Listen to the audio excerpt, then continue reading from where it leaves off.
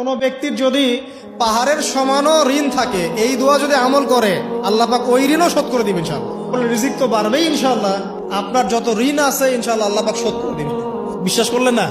এই দোয়া শিখাই দিচ্ছি, এই জন্য আমাকে হাদিয়া দেওয়া দরকার, স্পেশালি আমাকে এখন হাদিয়া দেওয়া দরকার। এটা গুরুত্বপূর্ণ দোয়া শিখাই দিচ্ছি। আমি এখন কেমন করে আপনাকে বুঝাবো ঋণ কত ভয়ঙ্কর জিনিস।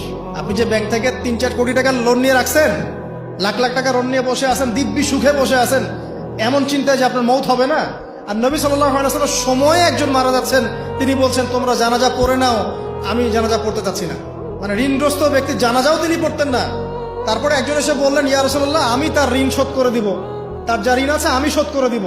তখন নবী এসে জানাজা পড়লেন সাল্লাল্লাহু আলাইহি ওয়াসাল্লাম। আল্লাহ পাক বলেছেন, শহীদ আল্লাহর পথে যুদ্ধ করে শহীদ হয়েছে, এই ব্যক্তির আত্মাও ঝুলে থাকে যতক্ষণ পর্যন্ত না তার ঋণটা শোধ করা হয়। এখন সেই দোয়া শিখাচ্ছি আপনাদেরকে, যে দোয়া শিখলে আপনারা ঋণ থেকে বাঁচবেন ইনশাআল্লাহ।